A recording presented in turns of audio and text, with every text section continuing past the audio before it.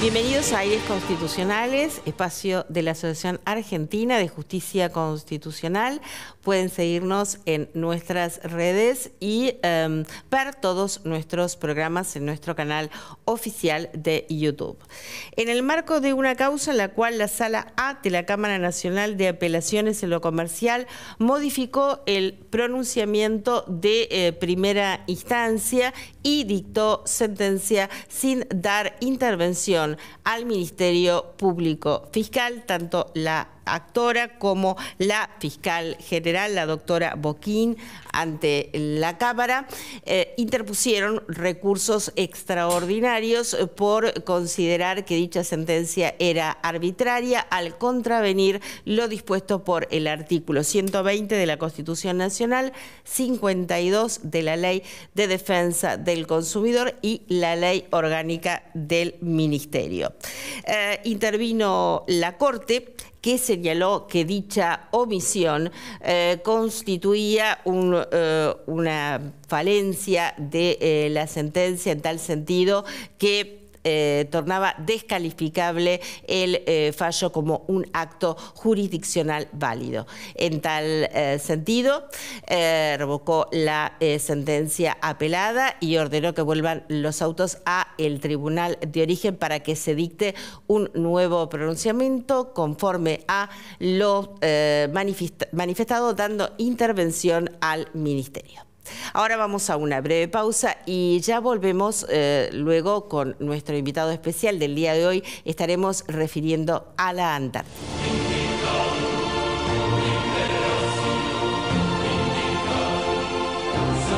Muy bien, aquí seguimos en Aires Constitucionales, hoy con la presencia del doctor Fernando Tarapow, que es profesor de Derecho Internacional Público y Derecho Antártico de la UBA, guía de expedición antártico desde el año 2022, escritor y medioambientalista antártico. ¿Cómo estás, Fernando? Bienvenido. Bueno, muchas gracias, Claudia, por la invitación a este programa. No, gracias por tu presencia en este espacio para hablar de algo tan importante como es la Antártida. ¿Qué es la Antártida, Fernando? Bueno, la Antártida, a diferencia del Ártico, es un continente, es el continente más austral de nuestro planeta, es el más frío, el más ventoso, pero además de todo eso, es un símbolo de cooperación internacional, de paz, de ciencia. Es el reservorio de agua natural más importante que tiene el planeta. Más del 90% del agua natural, del agua dulce del planeta está en la Antártida. El 98% de su superficie está cubierta por hielos y por nieve. Pero además de todo eso, es un lugar que transforma, al que lo visita. Al que lo visita, aunque no viva, solamente el hecho de visitarlo.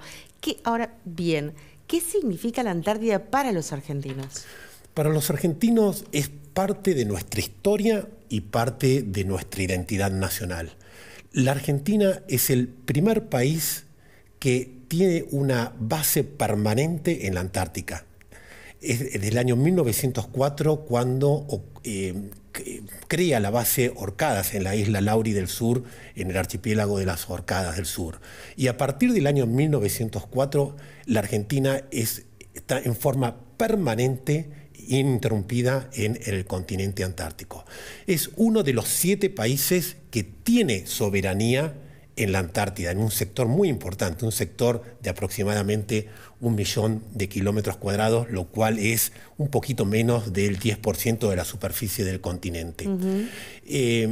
Lo que pasa, esta soberanía, por la firma del Tratado Antártico, que la Argentina fue parte, no la puede ejercer propiamente dicho. La ejerce a través de lo que es la ciencia, lo que es el compromiso medioambiental, claro, lo que es la logística, pero es parte de nuestra historia, es parte de nuestro territorio. En la actualidad, hoy día, ahora mismo, hay aproximadamente 200 argentinos que están viviendo en las distintas bases que tiene la Argentina en nuestro sector antártico. Son 13 bases que tenemos, de las cuales 7 son permanentes y en las cuales en una viven 5 familias con aproximadamente 15 chicos. Y hay una escuela, es el único país que tiene una escuela en el continente donde en la actualidad hay argentinos en la escuela primaria o en el jardín de infantes. O sea, claro, los argentinos que viven allí tienen acceso entonces a la educación,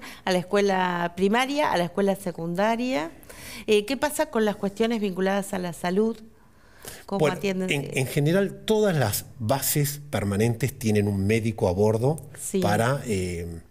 por algún tema de asistencia médica. Y si no, después hay un sistema que se utiliza en caso de emergencia para el tema de algún tipo de evacuación en caso de ser necesario, ¿no? Claro. Pero lo más importante es eso, es decir, hay un médico en cada... Y otro dato de color, en la Antártida, los primeros nativos antárticos que nacieron fueron argentinos, es decir, fueron mujeres que fueron a tener sus hijos en la Antártida. Sí.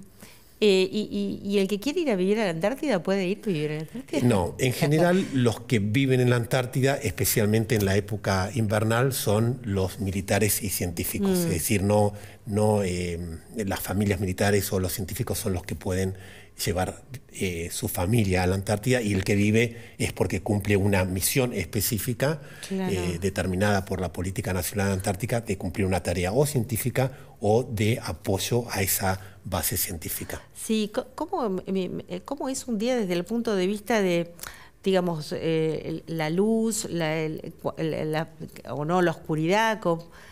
Bueno, en la Antártida... ¿Cómo es ahí eso? En la Antártida hay 6 meses de luz y 6 meses de oscuridad. Por eso el turismo antártico se realiza en los meses del verano austral. Sí. Porque en el invierno, digamos, es todo noche, hay mucho mayor hielo, por lo cual en los buques es más difícil poder acercarse al continente. Y por otro lado, porque la vida más linda de la Antártida que los turistas van a visitar, que son los pingüinos y las ballenas y las focas, viven normalmente van a la Antártida en los meses del verano, ¿no? Claro, sí. Y la gente se adapta, es decir, a aquellos que van a vivir, porque hay que estar tantos meses en oscuridad, digamos, no tienen luz. No, bueno...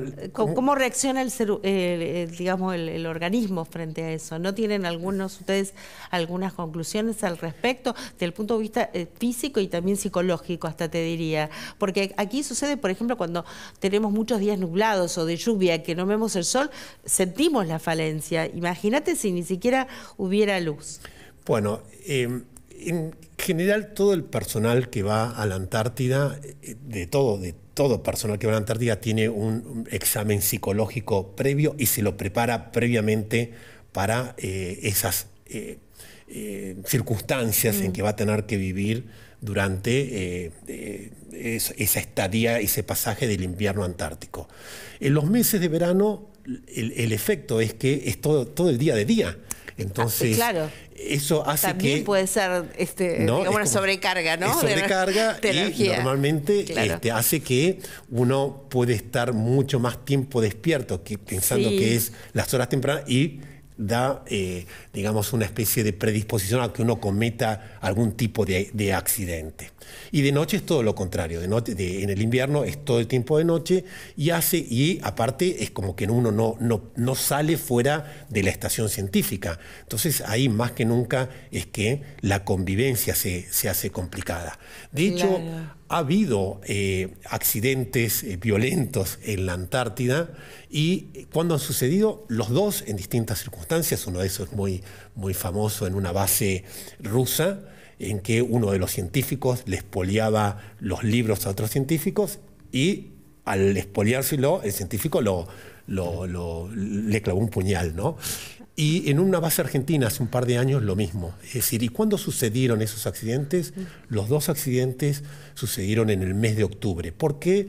Porque pasar el invierno en la oscuridad antártica y en lugares físicos pequeños, hace que la convivencia no sea fácil, ¿no? Entonces implica mucho tiene un efecto psicológico. Un efecto psicológico. Sin lugar a dudas. Y en algunos casos imagino que imprevisibles, porque digamos, podés prever mediante exámenes psicológicos, pero luego vivir en el lugar. Es otra cuestión. Vos mencionabas que también hay otros países, ¿no?, que también tienen allí su soberanía. Sí, hay 7 países que reclaman soberanía en la Antártida, entre ellos es la Argentina. Estos reclamos de soberanía, esta soberanía para estos 7 países no la tienen. El Tratado Antártico en su artículo 4 le reconoce la soberanía, pero no la pueden ejercer. Eso es lo que te preguntaba. ¿Tienen o no tienen soberanía? Claro, es decir, o sea, tenemos soberanía, pero no podemos ejercer la soberanía. Claro, pues se habla de la Antártida Argentina, claro, ¿no? Está bien decir la Antártida Argentina. Lo que no podemos hacer es aplicar en el sector antártico argentino, en todo el sector antártico argentino, todas nuestras leyes y nuestra Constitución. Solamente lo aplicamos en las 13 bases que tenemos en la Antártida. El Tratado Antártico, en el artículo 4, lo que hace es congelar esa soberanía. Es decir, que mientras el Tratado Antártico rija, está en vigor desde el año 1961, es como que funciona como una especie de medida cautelar al ejercicio de la soberanía. Reconoce la soberanía, pero la cuestión de fondo de la soberanía en la Antártida no la resuelve. ¿Cuánto va a durar eso? Mientras el Tratado Antártico esté en vigor y no tiene fecha de finalización. No expira, entonces, por un lado está bien hablar del sector antártico argentino. Está muy bien. Hay un sector, hay una parte de la Antártida en que la Argentina lo siente históricamente como parte nuestra, ¿no? Y no solamente históricamente, sino con actos, con hechos. Pero lo que no podemos ejercer en ese sector, en el sector antártico argentino, es nuestras leyes, nuestra Constitución propiamente dicha. Entonces, si, por ejemplo, se cae un delito. Sí. ¿En la base se puede aplicar la ley argentina? Claro. ¿Fuera de la base? Fuera de la base, los estados, claro. Dentro de la base argentina, si hay algún tipo de delito a la legislación argentina, se aplica la ley argentina. Sí. Entonces, no hay ningún tipo de duda. Yo te comentaba el caso argentino o el caso de la base rusa. Ambos, la jurisdicción es la jurisdicción del país dueño de esa estación científica. Sí. El problema es cuando sucede en territorio que no es ninguna estación científica. Entonces los estados, en la Antártida, digamos, hay una palabra que es fundamental, que es la cooperación internacional. Entonces cuando ha pasado algún accidente que ha requerido el ejercicio de la justicia, los estados recurren a la cooperación internacional para evaluar el tipo de daños o de culpabilidad y responsabilidad ante ese acto. Bien, muy bien. Hablemos del turismo. ¿Qué significa el turismo para la Antártida? El turismo es Vos decías algo muy importante, ir allá nos cambia. Es importante. El turismo, un tema importante es que los primeros turistas que fueron a la Antártida fueron argentinos. El primer contingente turista que visitó la Antártida fue Argentina, en un buque de la Armada, el transporte Ara Leclerc, llevó en 2 viajes aproximadamente 98 turistas. Pero este turismo era un turismo que hacía la logística en la base y aparte llevaba turismo. El turismo como turismo expedición es del año 1966, es decir, que los buques son buques solamente dedicados al turismo. Claro. Ese turismo se ha incrementado en las últimas décadas. En la temporada 2023-2024, que es así como se mide el turismo, más de 120.000 turistas visitaron la Antártida, y en la última temporada, la 24-2025, todavía no está el número cerrado, pero aproximadamente un número similar. Pero es un turismo que, comparado con el turismo de otros continentes, es nada, es menos del 0,008% el turista que visita el continente antártico, contra 750 millones que visitan Europa o 200 millones que visitan todo el continente americano. Sí. El turismo en la Antártida se realiza, como te decía, en los meses del verano austral. Normalmente la temporada es de noviembre hasta los últimos días de marzo. Son excursiones, expediciones de 9 a 14 o 15 días, de acuerdo a lo que se visite.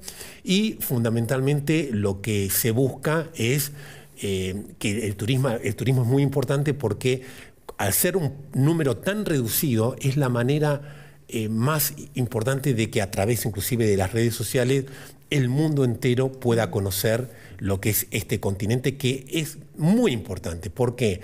Porque si nosotros queremos ver el futuro del mundo, tenemos que ver el futuro de la Antártida, ¿no? Porque en la Antártida, sí, desde dos puntos de vista. ¿Qué título?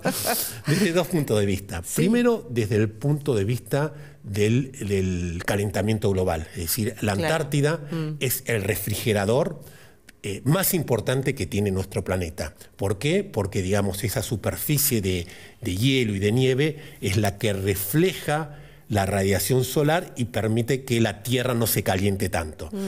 Menos glaciares, menos nieve, entonces la Tierra va a sufrir más el calentamiento global. Y desde el punto de vista... ¿Qué es lo que estamos sufriendo? ¿Qué es lo que se está sufriendo? Y desde el punto de vista digamos, del derecho internacional público, es porque en la Antártida, en lo que es el Tratado Antártico o el sistema del Tratado Antártico, confluyen las naciones más importantes del planeta. Y la cooperación internacional, la paz, la ciencia, el no uso del aparato militar en el continente, hace que sea un reflejo de eso. Mientras que en la Antártida haya cooperación y se mantenga la cooperación, uno puede pensar que en el mundo todavía existe la paz y la cooperación internacional es un valor que se puede llegar a mantener.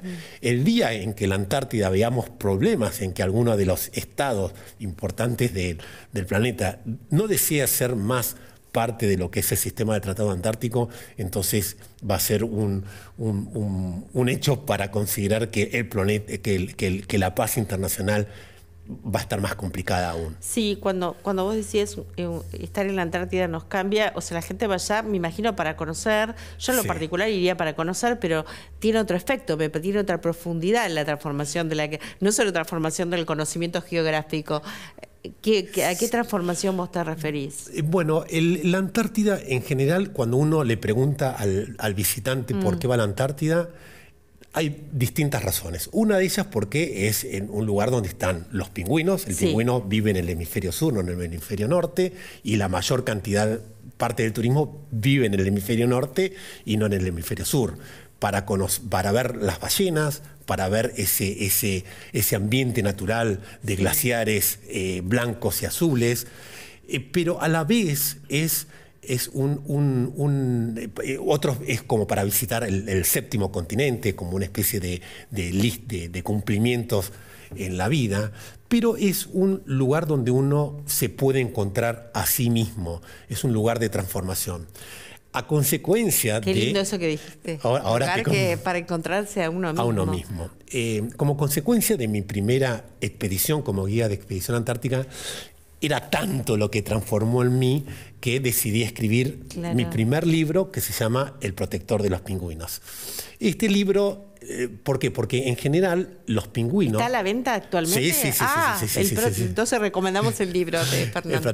Entonces, ¿por qué? El protector de los pingüinos es un abogado, como vos, como yo, que va a la Antártida y trata de mejorar las leyes de los pingüinos. Los pingüinos viven como los seres humanos, viven en colonias, todos juntos, caminan como los humanos, para hacer comer el krill en las aguas, lo hacen todo en conjunto. Entonces, lo que yo veía que muchas veces el visitante en la Antártida era solamente para sacarse una foto con el pingüino y demás.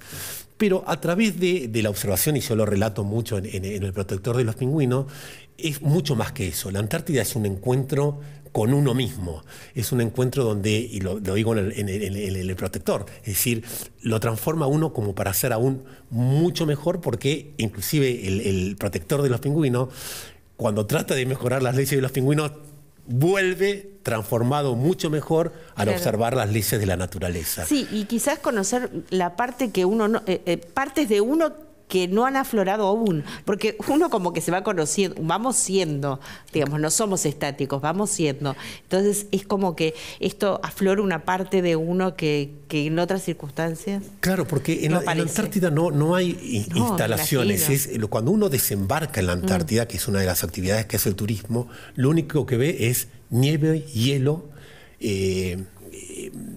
pingüinos, focas, mucho silencio. Y mucho silencio.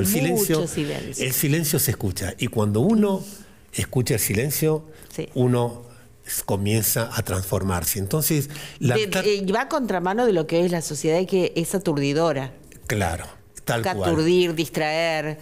En la Antártida no hay eso. Alejarnos de nosotros. En la Antártida es todo lo contrario, es el encuentro con uno mismo. Por eso es un lugar... Es un acto de valentía también, encontrarse con uno. Es un acto de valentía, claro, totalmente. Sí, claro. Pero a partir de ese momento en que uno se conoce a uno mismo, al menos lo que pasó conmigo, la vida se transforma, ¿no? Se iluminó. Y uno se transforma y uno empieza a ver, a escuchar, a sentir, a ver señales que antes uno no prestaba atención, ¿no? En la Antártida, en los detalles, uno entiende que uno es pequeño, pero no es insignificante, y que, digamos, la belleza más profunda no grita, susurra, pero para ver esa belleza uno tiene que estar en silencio y estar atento.